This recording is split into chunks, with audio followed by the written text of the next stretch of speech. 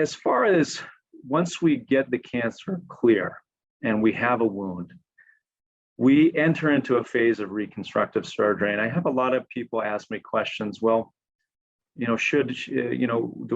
it done the same day? Do I need to go to a different surgeon or a plastic surgeon? And the answer is, with fellowship training evolving with this rapidly evolving technique, most fellowship trained Mohs surgeons do the reconstruction immediately after Mohs surgery on the same day. And that there's benefits to that, because any open wound that has a delayed reconstruction can sometimes be subject to a longer period where it's left inflamed, open to the elements, so leading to a little bit higher infection rates, or other unforeseen circumstances where it's better to do same-day reconstruction. So what is reconstructive surgery? It sounds kind of scary. All it is really addressing the wound that we've created with Mohs surgery. And it shouldn't be scary, because with Mohs surgery, again, one of the primary goals is tissue conservation. So we expect that the wounds should be as small as they possibly can be in order to effectively treat the cancer. One miscommunication or misunderstanding, I think, about plastic surgery and that terminology is that skin has really many different properties, but the elasticity and the plasticity of skin are kind of the yin and yang to each other. So elasticity is the property of skin to be able to stretch or snap back to its original position. So if you pull on your arm skin and it snaps back as it normally should, however long it takes, that's the elasticity of the skin, the ability to hold and retain its original shape. Plastic surgery should not be confused with cosmetic surgery, because this is certainly not cosmetic. Plastic surgery can be used in post-Mohs surgeries. And so plastic refers to the other property of skin, which is that the human body has an incredible ability to take new shape and stay in that new shape adequately. So you can see how the elasticity and the plasticity play a role in describing that discipline of plastic surgery. It's really just about making sure that we're able to repair wounds that we create at the time of Mohs. Now, we do that with different techniques.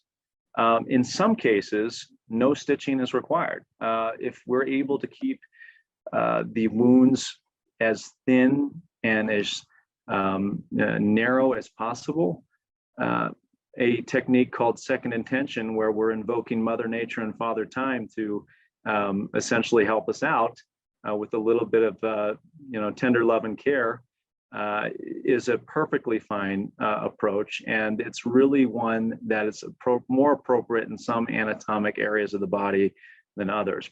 Specifically speaking, those that are kind of cup-shaped, we call concave. Areas that would include kind of the concavity or that cup shape would be on the temples, kind of in the root of the nose where it meets kind of the corner of the eye, and other places that your surgeon can help you define as appropriate for allowing to heal on its own without any stitch work. But other types of reconstructions involve simple linear closures, like side to side, where we're just simply moving two tectonic plates of skin, if you will, to make sure that they cover that wound. And then there are other types of techniques called flaps and grafts. And so this is really an element where Mohs surgeons excel, because their training is uniquely aligned with being able to address very small, what we call micrographic, hence the name Mohs micrographic surgery, types of closures. Grafts are really nice because they're a technique that allows us to accelerate what Mother Nature and Father Time would already do on its own without doing anything. But sometimes wounds are too deep or too broad to really realistically heal on their own. And so grafting is nice because it really doesn't create more of a wound where the Mohs surgery was done, but it allows us to harvest some extra skin in places where we do have extra skin, whether it be on the neck or in the back of the arm or on the thigh. And it allows us to plug that little hole like, kind of a piece of sod, and allow that time frame for healing to diminish. Now, flaps, on the other hand, are a little bit more of a predictable type of outcome. And what I mean by that is sometimes when you have a piece of skin that's just plugged in, like we just talked about with the graft, the color and the texture and some of the properties of that skin are different than the recipient skin. And so sometimes it does look like, Patch Adams, where there's a little bit of a discrepancy there.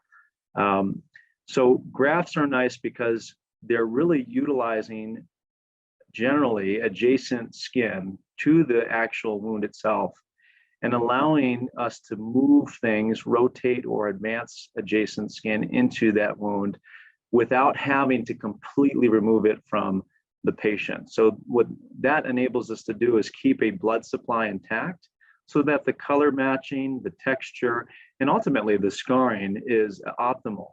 And that's a really fine approach as well. How we decide between these options really depends on the extent of the surgery, patient preferences, their understanding of what's involved with wound care, and also certainly guided by your Mohs surgeon.